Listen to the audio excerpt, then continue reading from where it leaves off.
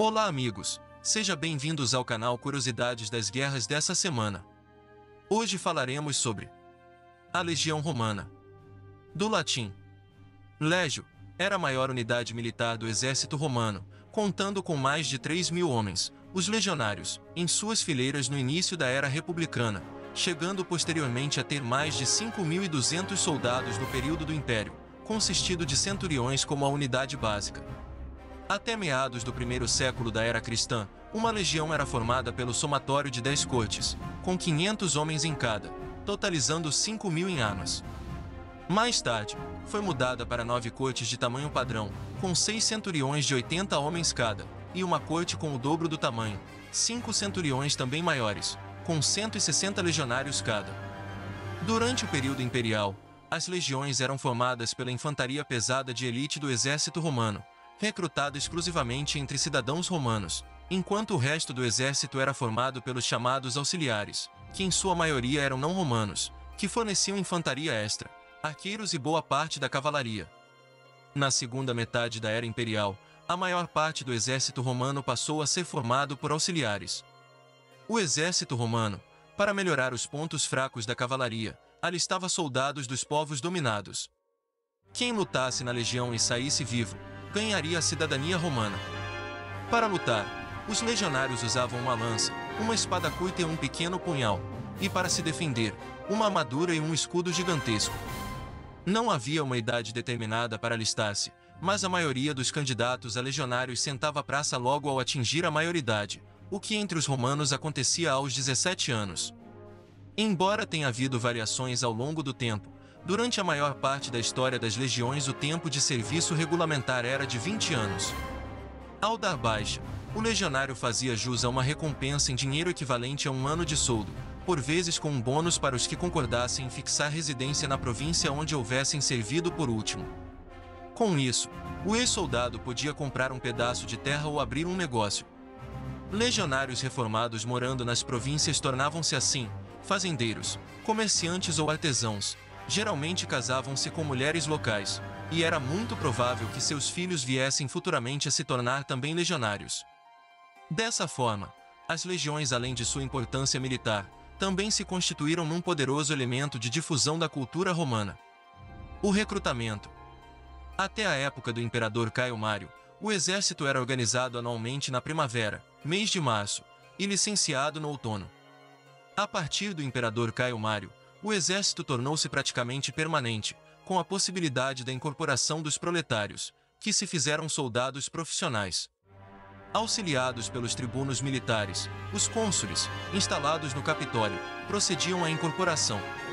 O contingente necessário era obtido por sorteio. Aceitavam-se voluntários. Alguns magistrados e sacerdotes, em virtude de suas funções, os doentes, os fisicamente incapazes, e os pobres, até a época do imperador Caio Mário, estavam isentos do serviço militar. Um veterano prestava o juramento militar chamado no latim de sacramentum, e os demais repetiam, idem in, que significa, da mesma forma para mim.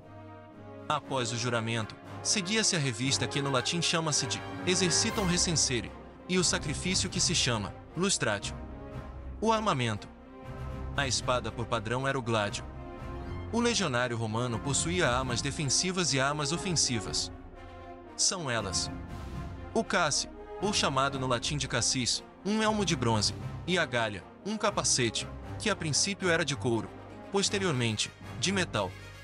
A lorica, uma couraça de metal e couro que protegia a parte superior do corpo. O escudo, ou no latim scutum, era feito de madeira, revestido de pano e couro, e depois de marco fúreo camilo, reforçado por uma orla metálica. Era ovalado e convexo no século III, semicilíndrico no século I, e media cerca de 1,20 metros de altura e 80 centímetros de largura. Algumas cortes de Júlio César usavam um escudo de couro chamado de as cortes cetratas. Palma era um pequeno escudo redondo usado por infantes e cavaleiros. Entre as armas de ataque, havia o gládio, como falamos, era uma espada curta bígume usada por todos os soldados. O pilo, um dado de madeira com ponta de ferro. A asta, uma lança. A asta era de madeira, às vezes de ferro, com ponta e, geralmente, Na outra extremidade, uma peça metálica, também aguda, chamada espículo, que servia para fincar a asta no chão. A asta era uma arma de arremesso, são variedades a lança, ou dado, chamado no latim diaculum, cujo nome se prende ao verbo iacere, que significa atirar. E por último, a frâmia, uma lança germânica de ferro estreito e curto. Além de todo o armamento individual, os soldados romanos usavam nas operações militares diversas máquinas de guerras, entre as quais vamos citar. O ariete era utilizado para derrubar portões de fortificações como também muros. A torre era uma torre montada em campo de batalha, e geralmente utilizadas em cerco a uma cidade murada, cujo objetivo era subir no equipamento, e através de uma saída em forma de rampa ter acesso à parte superior dos muros das cidades. A catapulta era um equipamento que atirava pedras nos inimigos ou muros. A balista, um equipamento que atirava dardos grandes contra formações inimigas. Todo esse equipamento fazia parte do complexo arsenal utilizado no ataque romano e no assalto às cidades. Primitivamente, o serviço militar era prestado a título gratuito. Atribui-se à instituição o nome dado de estipêndio, esse criado por Camilo. César aumentou consideravelmente o soldo de seus soldados. Convém lembrar que os militares participavam do espólio de guerra e eram regiamente premiados por ocasião do triunfo. A disciplina e as recompensas. Os legionários romanos estavam enquadrados numa rigorosa disciplina em que penas e recompensas se alternavam conforme as faltas e os méritos. Entre as penas, podemos citar a redução ou privação do soldo e da participação na presa de guerra, o açoite, dizimação, a degradação e a decapitação. Entre as recompensas, podemos mencionar elogios, condecorações, braceletes, coroas e outros distintivos.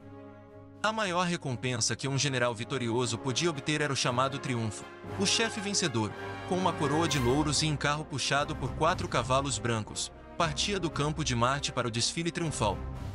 Precedido de magnífico cortejo, atingia pela via Sacro Capitólio e aí oferecia solene sacrifício de touros brancos, ficando assim seu registro na história.